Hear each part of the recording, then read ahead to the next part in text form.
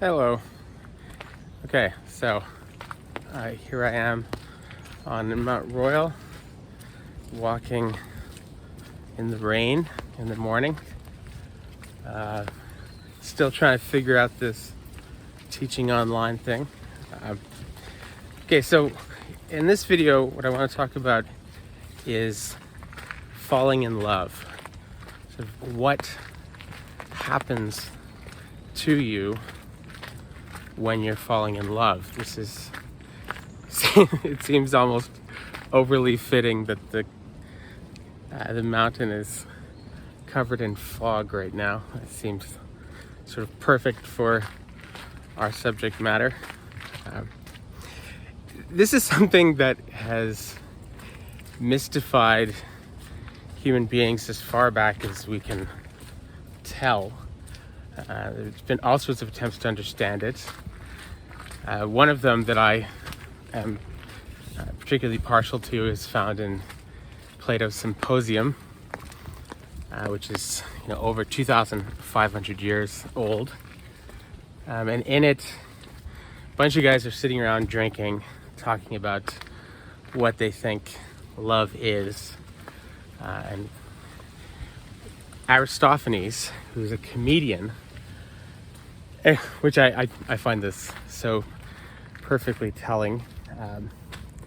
This is a guy who just is always making fart jokes, always making fun of the human condition, always making fun of people who take themselves far too seriously, all that stuff. But yet when it comes to the subject of love, he changes his tune, right? And Aristophanes becomes very serious when he's talking about love. And he says that what happens to you when you fall in love is that you're actually discovering or finding the missing half of your soul, right? Now, of course, one of the tragedies of love is that you're actually, most of the time, you're mistaken.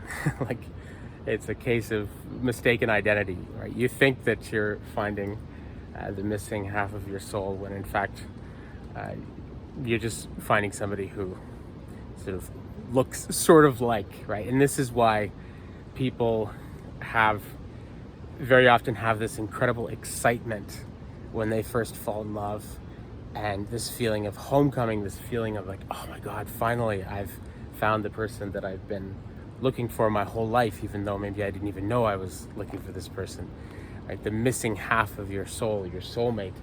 Then you get to know them a little bit better, and then you unfortunately come to the conclusion, I thought you were my soulmate, but you're just somebody who looks a whole lot like my soulmate, right? So for Aristophanes, that's what love is. And in another video, I'll talk more about Plato's Symposium and the various visions of love presented in that dialogue. That's a topic all by itself that we definitely will have to go into in some great detail. But suffice it to say for now that it's interesting that Aristophanes sees that even, and as a comedian, that even people who tend to make fun of everything, right, when they are in love, they can become very serious. There's this old expression, which I think is, to some extent unfair. They say there's no atheists in foxholes, right?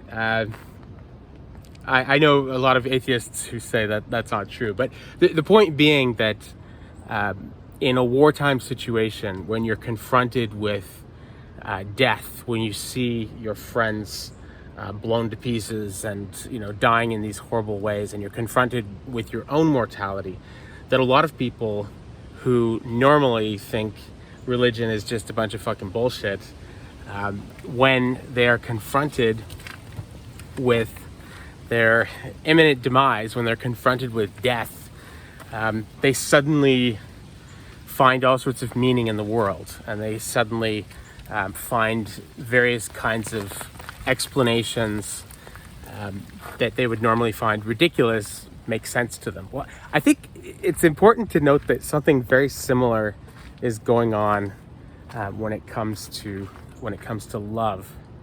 Right? So people who are, if there's, for argument's sake, if there's no atheists in foxholes, there are no cynics in love. Right? So even the most cynical people, when they are in love, you'll suddenly find them becoming total fatalists, right? And they'll see all sorts of meaning in little details of how they met the beloved, and how, like, I remember with one of the first loves of my life, my middle name, Rinchen, is Tibetan Sanskrit for jewel, right? And that's one of my middle names. John Faithful Rinchen Hamer. I don't go by the full name, but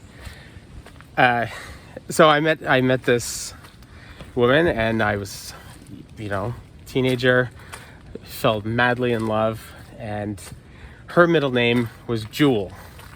And so I remember thinking that this was deeply, deeply meaningful and amazing. And I was born on September 29th, 1974, and she was born on August 29th, 1974. And this also just seemed absolutely meaningful, right? And I mean, I'm just saying these are silly examples, but I've seen this so many times. I've seen people who normally think astrology is total bullshit, and then they fall in love with somebody and they're like, well, I'm a Sagittarius and she's a Virgo, so you knew that was going to work, right? Like they'll just say this stuff.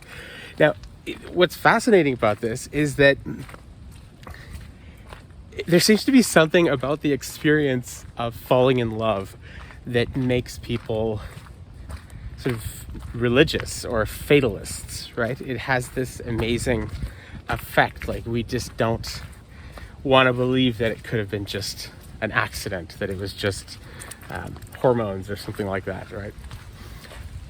Another thing that happens when we're falling in love, and this is really interesting in light of the fact that, we're living in the modern world and the modern West, 21st century West, and one of the things that we really prize in our culture, above many other things, is authenticity, right?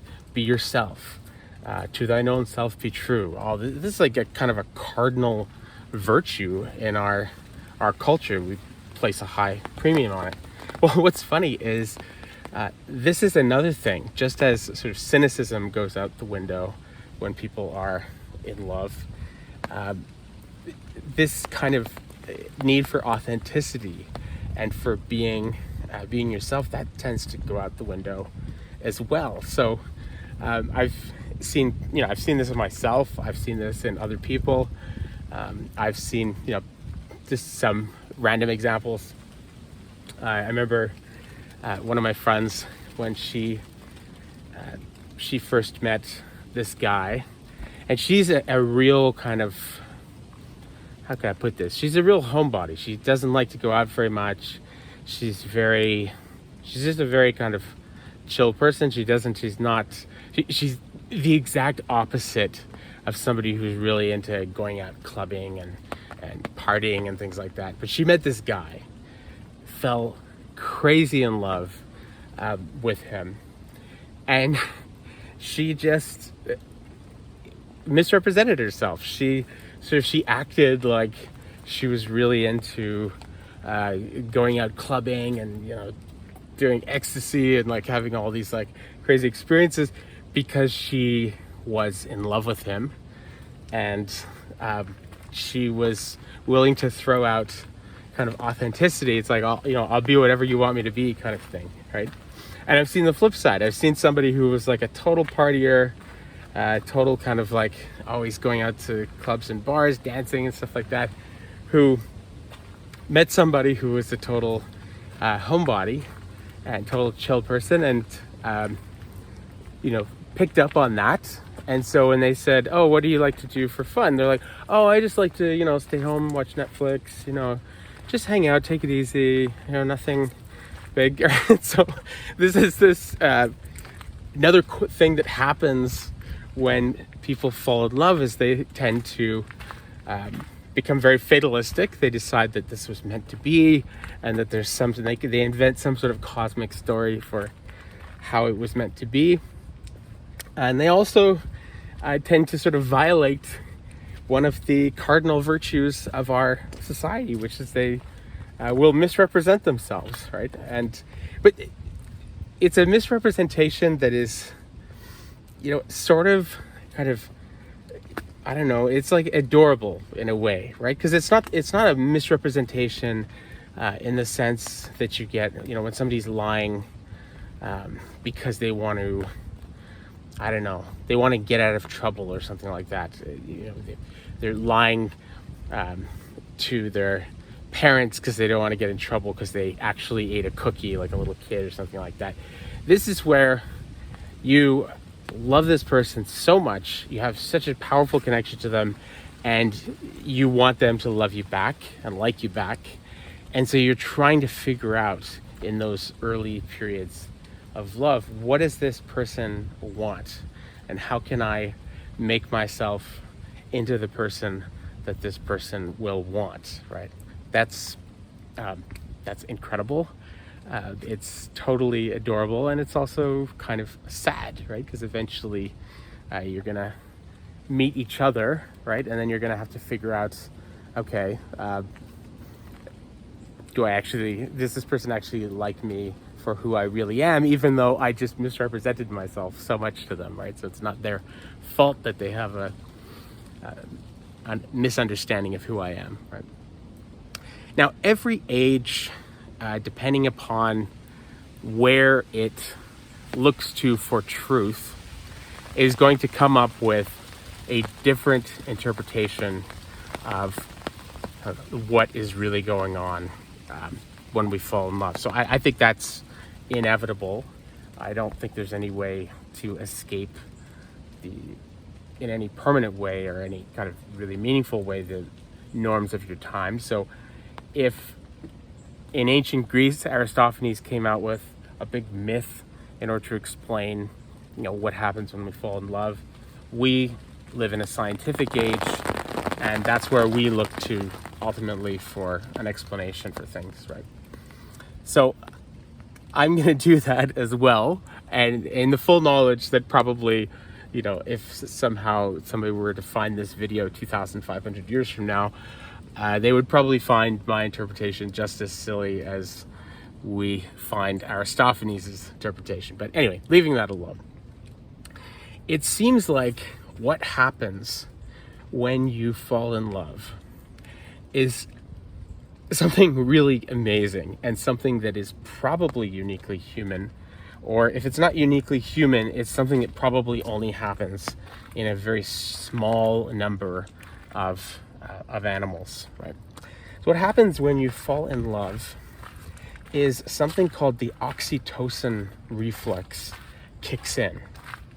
Okay, now the oxytocin reflex was originally evolved as something within mammals, which causes mothers to bond very, very powerfully with their babies during when they're breastfeeding, right? So this is why, if you talk to many new mothers, they talk about this feeling just madly in love with their baby, right? This is like something that they talk about all the time, right? Well, this happens in lots of animals. It's how you get, like a mother bear willing to die for her cubs, right? Having this great bond. And this is, it's a thing. It's very powerful. Now, what's happened in our species, and we're going to talk about this over the course of this semester a number of times, because it has all sorts of consequences for love and friendship. In our species, the oxytocin reflex has been expanded. So not only is it used as a way of bonding mother and child, it's also used as a way of bonding lovers. Right? So oxytocin is released not only during lactation, during breastfeeding, it's also released during orgasm in very large amounts. Right? This is why most people, if you are, let's say, normal, within the normal range, right? Most people, if you are sleeping with somebody on a regular basis, you're going to fall in love with them, or they're going to fall in love with you sooner or later, right? And this is sort of one of the problems with the whole idea of kind of hookup culture and, oh, we're just casual, we're just fuck buddies, nothing serious, just friends with benefits. Well, one of the unfortunate biological barriers to this kind of thing, right, is that most people, if you are with somebody, I mean, if you're just having random sex with strangers, like it's like different people all the time, then probably you'll be fine, right? As long as you don't like end up with all sorts of diseases or anything, but you'll probably be all right. But if you are sleeping with one person repeatedly on a regular basis, chances are you are going to, one of you is going to fall in love with the other person. And that's because of this oxytocin reflex, right? Now, so this also explains a number of interesting things. We know that people, when they're first in love, they tend to start talking to each other in baby talk, oh, baby, baby, baby. Like, it is very, especially if it's the first time that they've ever been in love, like sort of teenagers, let's say, being in love for the first time, they'll start talking in this baby talk. Now, what's fascinating is that this whole thing of talking in baby talk, it's found not just in our culture, it's found cross-culturally, it's found in different historical periods, cultures that have nothing to do with each other. So it does seem to be something that is not just culturally determined or by one particular set of things. It seems to be something very hardwired. Well, in light of what we know about oxytocin, this actually makes a great deal of sense, right? Because when you first fall in love, the last time you have felt something that intense, of that kind, was the bond that you had with your mother when you were a little kid. And so that's your template, right? That's your what you're comparing it to. It's the only other thing. It's the only other time that you felt so utterly dependent and crazy about somebody, right? So that kicks in. This is also why people who are normally very emotionally mature, people have really got their shit together, you'll see, like, when they fall in love, they can just become like totally, like, they regress, like they can become completely immature, really needy, very kind of jealous and silly and all that stuff. Once again, that's because something is being kicked in, a connection is being kicked in that is very, very powerful, right? Now, if it sticks, right, this can actually lead to a very long-term relationship. Now, generally speaking, I'll talk about this in a future video, that initial period of when you're in love, you are, to some extent, crazy when you're first in love, right? The brain, as Jonathan Haidt puts it in the happiness hypothesis, the brain of somebody who's in love is hard to distinguish, on a scan. it's hard to distinguish from the brain of somebody who is high on cocaine, right? So you are in a very, very intense, heightened state. You are not necessarily seeing the world clearly, seeing other people clearly, seeing your relationship clearly. You're probably deluded in some ways, but it is simply fantastic delusion, right? It's the delusion of love. And it's so funny because I'm actually here on the top of Mount Royal near the lookout, and there are not one, not two, but three couples who look like they are very much in love. I wonder if they fell in love last night, and now they've been up all night and they came up to watch the sunrise here on the mountain. I don't know. Anyway, this is a very romantic spot. I feel like I'm talking in the middle of a church. So I'm going to end the video here. All right. See you tomorrow.